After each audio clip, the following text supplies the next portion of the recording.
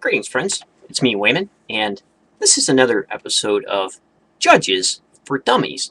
In this episode, we're going to be talking about Judges 11, and this is a very controversial chapter, and a lot of people just go to the human sacrifice that is in this chapter, but we'll cover that, and we'll cover a lot of the other things that are in this.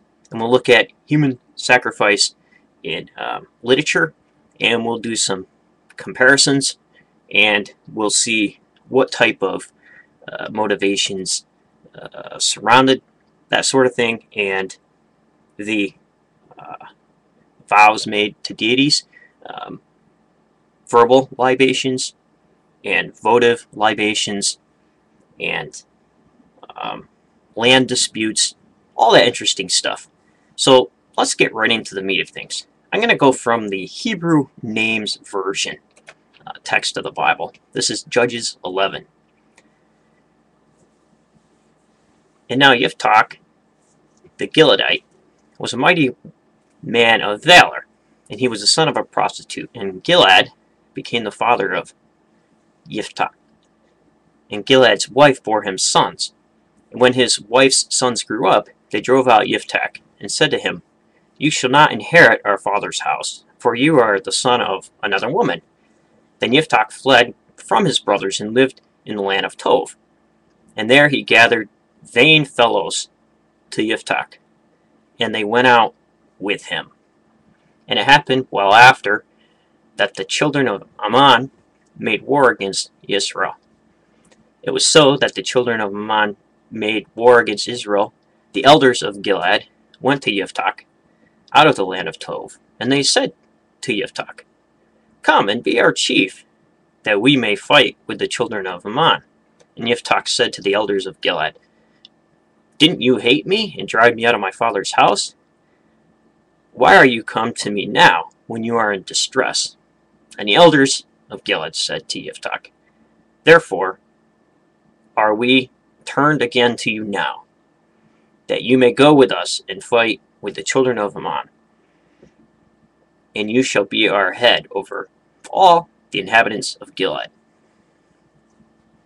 And Yiftach said to the elders of Gilead, "If you bring me home again to fight with the children of Ammon, and the Lord deliver them before me, shall I be your head?"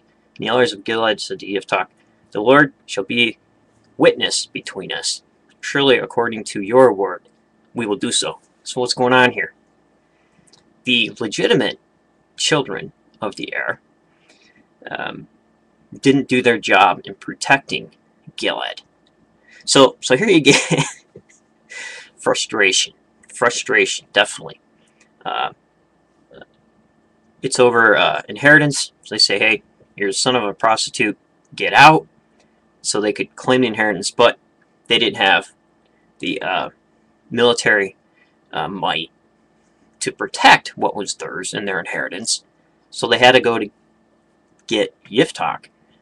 Again, I'm sure the elders hated to do it, and you kind of get like in the Iliad, after the death of Hector, the mighty Priam is getting a ransom ready to take to Achilles to buy back the body of the horse taming Hector. Curses his sons that were inside the walls of Troy, saying, "Had I had Hector back, I would be happy. But you all are terrible wretches, because you didn't do anything to fight for the city, and you allowed Achilles to rage." It's a beautiful piece. So definitely something like that probably went on, and in shame they had to go to get Yiftach. And just surmising here, but this adds a little bit more to it, possibly. He didn't do it for free. He's going to be king when he gets back. So I'm sure there was a lot of wheeling and dealing going on, because Yiftach was a raider, and now he goes and says, what are you going to give me, and what do I get out of it? So he decides to do it. So you can read the rest. I'm not going to get into reading everything here, but you can read the rest about the land dispute. And there was this whole thing about the is Hebrews passing through different areas. They get permission. Some people allow them, some people do not. And basically, what Yiftach is saying is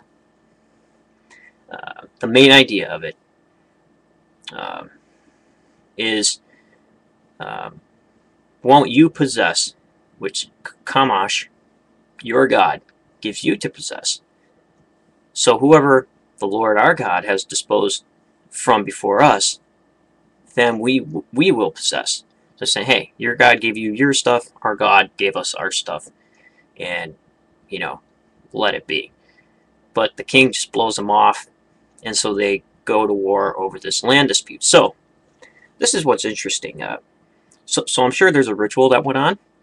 I don't believe that during this early tribal league it was the prescribed ritual, even though in some earlier texts we see types of rituals happening where, especially in Judges and the Song of Deborah, you get rituals happening before war. But here, in those rituals before the war, maybe they made libations to deities, maybe they did a sacrifice. However, in that, he makes a verbal libation to the god, a vow. So now he has to keep it. And if you were Greek, this is not Greek, it's Hebrew, but in the ancient Near East and into the Minoans and the Greeks, you would be held accountable. And the gods would be furious if you did not keep your verbal commitments. And they always remembered, and the Furies, they were called, would definitely come after you. And definitely you would be reminded of your vows, and your life would be most miserable if you didn't keep them. So he makes a vow. And Yiftach vowed a vow to the Lord and said, if you will indeed deliver the children of Ammon into my hand, it shall be that whatever comes forth from the doors of my house to meet me, when I return in peace from the children of Ammon, it shall be the Lord's, and I will offer it up for a burnt offering. So this is where it gets interesting. So he makes the vow, and he has to do it.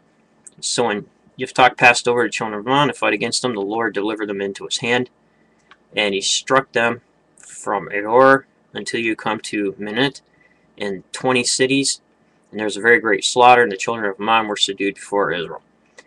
And Yiftach came to Mizpah, to his house, and behold, his daughter came out to meet him with timbrels and dances, and she was his only child. Besides her, he had neither son nor daughter. This could also be an allusion to the sacrifice of the first fruits, which is pretty interesting. And remember that he vowed the vow, so he has to do it. Even though he hates to do it, the divine beings will still hold you to it. This shows up in the Iliad, and the Iliad is pretty interesting too, because Agamemnon sacrifices his daughter Iphigenia, and also 12 Trojans at the end of the Iliad were sacrificed at the funeral pyre and funeral games of the beloved Patroclus by Achilles.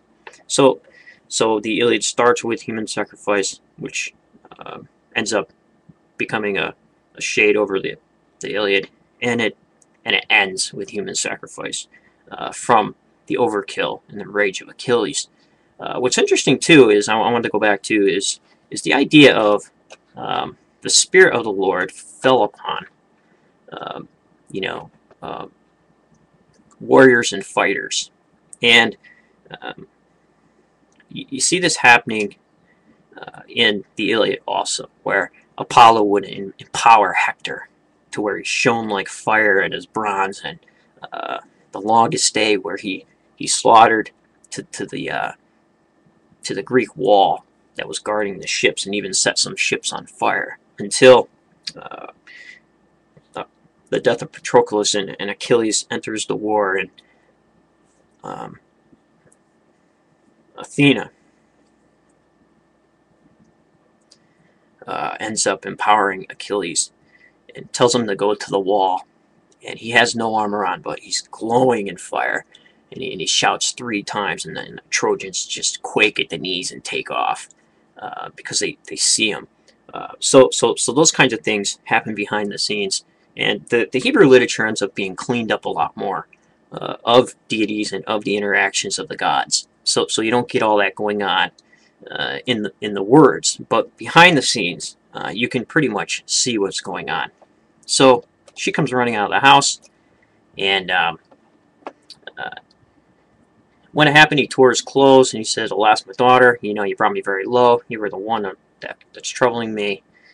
For me, I have opened my mouth to the Lord, and I can't go back." She said to him, "Father, you have opened your mouth to the Lord. Do to me according to which that proceeds out of your mouth, because the Lord has taken vengeance for you on your enemies, and even on the children of Ammon." So there's an interesting play by Euripides where I believe it's called The Children of Hercules. The same thing ends up happening. Some people come and they want to kill the children of Hercules. They're being chased, and there's this big thing about it. They're going to go to war, and the gods, for some reason, demand a human sacrifice.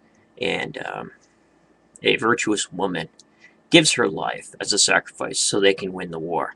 Beautiful story from Euripides. Almost the same thing. So what happens in literature is human sacrifice ends up getting turned around. If you read the play, the Iphigenia plays by Euripides, there's 2 of them. You'll see how that happens. It gets turned around because in the play of Euripides, Artemis ends up whisking away, Iphigenia at the last minute, and she ends up being a temple priestess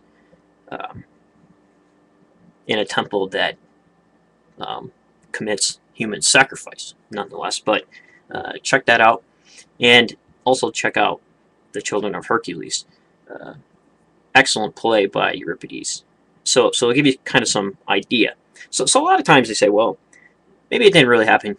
Maybe he just donated her to the temple. So the cleaned up version, the theological version, probably would go that way, because what they're trying to do is clean up the text. And just like later on in Greek society, it was a horrible thing for human sacrifice to happen. So the writers would go back and try to clean things up a bit. But simply because here you get an idea of like Persephone going to the underworld and being lamented, and also the wailing for Tamazu, and the search for Persephone by Demeter, lamenting her daughter. She said in verse Judges 11:38, he said, 11:37, said to her father, "Let this thing be done to me, and let me alone 2 months, that I may depart and go down on the mountains and bewail my virginity, I and my companions."